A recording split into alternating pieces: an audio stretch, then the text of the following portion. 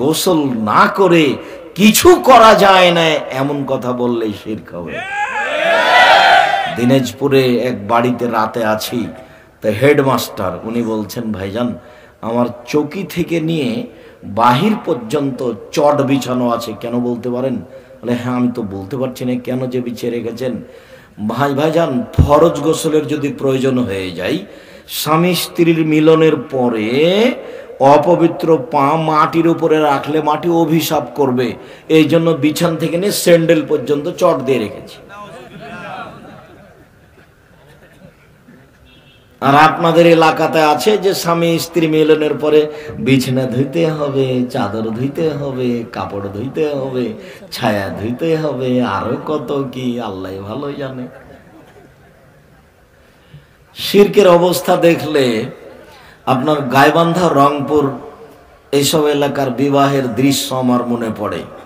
রংপুর, লালমনিরহাট, নীলফামারী, কুড়িগ্রাম, পঞ্চগড়, ঠাকুরগাঁ, জয়পুরহাট, বগুড়া, গাইবান্ধা এসব ডিস্ট্রিক্টের বিবাহ পড়ানোর দৃশ্য আমার মনে পড়ে। এসব কথা স্মরণে আসলে ওইসব এলাকাতে মেয়ে যেখানে বসে থাকে ওখানে বিবাহ পড়াতে যায়, মৌলানা সাহেব যায়, কাজী সাহেব যায়, আরো কে কে যায়, চ্যাংড়া পিলে যায়, হইচই করে। তারপর ওখানে গিয়ে বলে অমুক নিবাসী অমুক এত টাকা নগদ, এত টাকা বাকিতে তোমাকে বিবাহ করতে এসেছে, তুমি তাকে স্বামী সত্ত্বে কবুল করো। আবার সেখানে উকিল বাপ হয়, উকিল বাপই হারাম। উকিল বাপ শব্দটা তো আমি পেশাব করে দিতে বলেছি, উকিল ধরা শব্দটা তা পেশাব করে দিতে হবে, দিয়ে বলতে হবে যে আমি নরসিংদী জেলার মানুষ, এতদা অঞ্চলে বলছি, আজ থেকে আর বিবাহের বৈঠকে কোনোদিন উকিল ধরিব না, উকিল শব্দটাতে পেশাব করিয়ে দিলাম। উকিল তোর বাপ, ওর বাপ ছাড়া তো বিবাহ হবে না। যত বিবাহ হচ্ছে কোর্ট কাছারিতে সব বাতিল, বাপ ছাড়া বিবাহ বাতিল, বিবাহ বাতিল, বিবাহ বাতিল। এই কথা আমি বলিনি, এ কথা মোহাম্মদ সাল্লাল্লাহু আলাইহি সাল্লাম বলেছেন। মান্না কাহাত বেগাইরে ইজনে ওয়ালিহা, যে ব্যক্তি বাপ ছাড়া, বাপের অনুপস্থিতিতে, চাচা ছাড়া, চাচার অনুপস্থিতিতে, দাদা ছাড়া, দাদার অনুপস্থিতিতে, নিজ ভাই ছাড়া বা এদের উপস্থিতিতে দায়িত্বশীল ব্যতীত এমনিতেই বিবাহ বসে গেল, সে বিবাহ বাতিল, সে বিবাহ বাতিল, সে বিবাহ বাতিল। ওর মিলন জেনা, ওর মিলন জেনা, 7 ছেলের মা হলো জেনা, সবাই অবৈধ। কোর্টের বিবাহ বাতিল, তাকে আবার বিবাহ পড়াতে হবে। উকিল বাপও হারাম। উকিল কেন? উকিল বাপ কেন?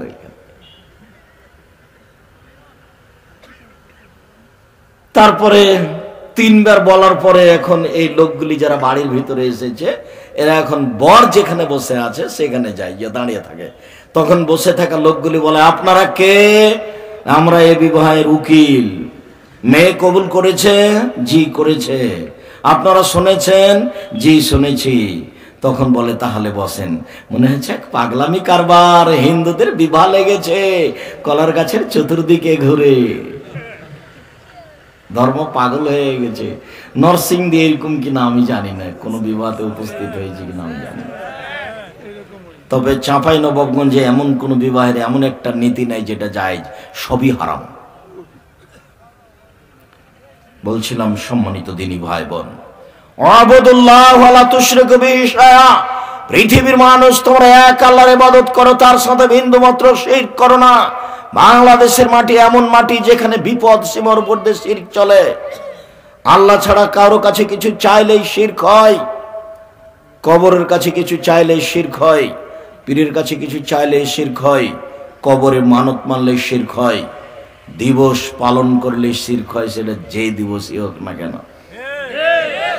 এই দেশের মাটিতে শিরক পরিপূর্ণ হয়ে আছে। যতবার রবীন্দ্রনাথ ঠাকুর বলেছে ও মা তোমার আকাশ, ততবার ঠাকুর বলছে ও কালিমা তোমার আকাশ। আমার ছেলের পবিত্র মুখখানে বলছে ও কালিমা তোমার আকাশ। রবীন্দ্রনাথ ঠাকুর 50 লাইনের কবিতা লিখেছিল, 25 লাইন চলছে। রবীন্দ্রনাথ ঠাকুরের চরিত্র পড়বে কে? বঙ্কিমচন্দ্রকে জানবে কে? সবাই পাগল, সবাই ইহুদি খ্রিস্টানদের নীতি নিয়ে ব্যস্ত। টাকায় যা টাকা পয়সা হয়েছে লন্ডন আমেরিকা ব্যাংকে রাখবে, যখন ওরা দেখবে টাকা বেশি হয়েছে তখন বলবে অ্যাকাউন্ট বন্ধ, এখন যাও।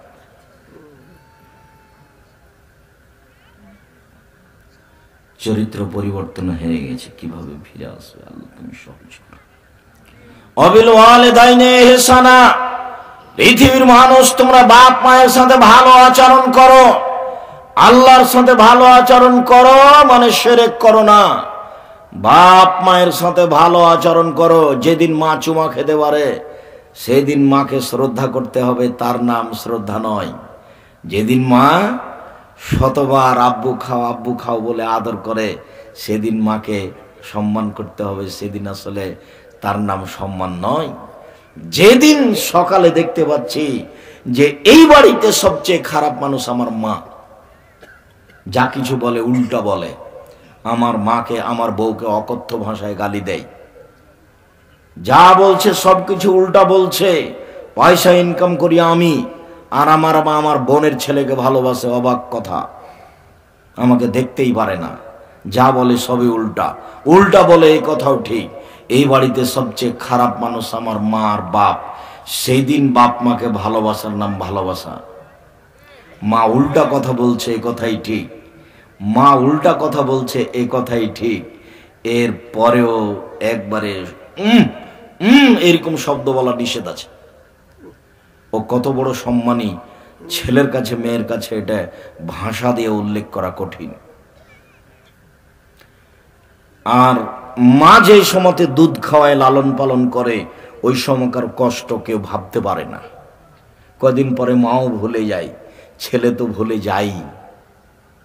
নিজেরটা যখন আবার আসে তখন বোঝা যায় যে একটা বাচ্চা 2 মাসের, কিছু করার ক্ষমতা নাই, কত অসহায়, পেশাব গায়ে লেগে থাক, পায়খানা গায়ে লেগে থাক, কিছুই করার নাই, সব তার মা করে। এরপর মা আজকে শত্রু দেখা যাচ্ছে, এখন নাকি বউ কিছুই সব। মনে হচ্ছে যেন বউয়ের কোলে এই ছেলেটা ধপ করে পড়েছে, এর মা নাই, এর বাপ নাই। আপনি 1000 একটা নতুন টাকা আপনার বউয়ের সামনে আপনার মাকে দিয়েই দেখেন না, তখন আপনি আপনার বউয়ের মুখখান দেখিয়েন কেমন হয়ে গেছেন। মনে হচ্ছে চাকরি ওর, টাকা ওর, অর্থ সম্পদ ওর, আপনার মায়ের মনে হচ্ছে কিছুই নাই। এখানে কিছুই নাই তার, এখানে তার কোনো স্বাধীনতা আছে, ব্যক্তিত্ব আছে, এটা মনে হয় না। আর এত টাকা ইনকাম করেন আপনার মা, তো এটা টাকা সামলাতে পারবে না, তখন আপনি মনে করেছেন যে সব টাকা আমার বউ দেখবে। তো ঠিক আছে, দেখুন। একজন সাহাবী এসে বলছেন, আল্লাহর নবী, আমার বাপ মা আমার কাছে কি পায়, কি অধিকার তার? তখন আল্লাহ রাসূল বলছেন, বলো কি? হুমা জান্নাতুকা নারুকা, তোমার বাপ মা তোমার জাহান্নাম, তোমার বাপ মা তোমার জান্নাত, ওরাই তোমার জাহান্নাম, ওরাই তোমার জান্নাত। তোমার বাপ মা তোমার জাহান্নাম, তোমার বাপ মা তোমার জান্নাত, ওরাই তোমার জাহান্নাম, ওরাই তোমার জান্নাত। মায়ের পায়ের নিচে জান্নাতে, কথাই ঠিক। এই সময়ে মাকে শ্রদ্ধা করা খুব কঠিন। যেই সময়ে মা আমার বউকে অকথ্য ভাষায় গালি দেয়। আমি সকাল 10টার সময় বলে গেছিলাম আমার বউকে, শোনো, আমার মা বিছানে পেশাব করে, তুমি কাপড় পরিষ্কার করে দিও। আমি বিকাল 4টায় এসে দেখছি আমার মা পেশাব করা ভিজা কাপড়ে আছে। আমি বললাম, তুমি আমার মায়ের কাপড় পরিষ্কার করনি কেন? তখন আমার বউ আমাকে উত্তরে বলছে, যাও তোমার মাকে তুমি দেখো। আমি ও ঘরে গেলে তোমার মা আমাকে অকথ্য ভাষায় গালি দেয়। আমার মায়ের বয়স 80 বছর, আমার মায়ের বিবেচনা নেই, আমার মা আমার বউকে গালি দিচ্ছে, এ কথাই ঠিক।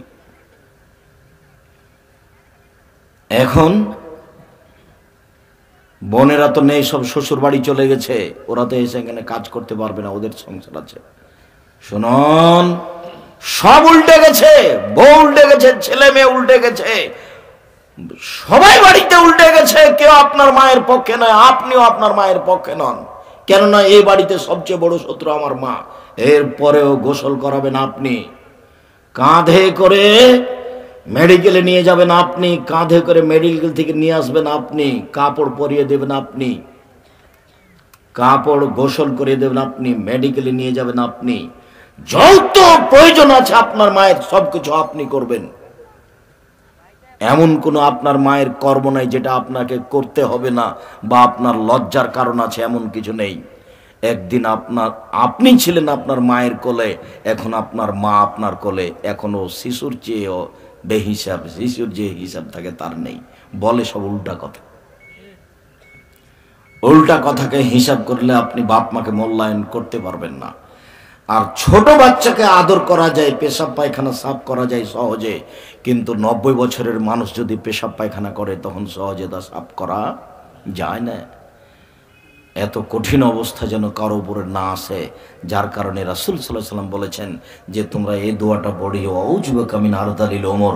হে আল্লাহ, তোমার কাছে ওইরকম বয়স চাই না যে বয়সে অথর্ব হয়ে বিছানায় পড়ে থাকবো, বউ দেখতে পারবে না, ছেলে দেখবে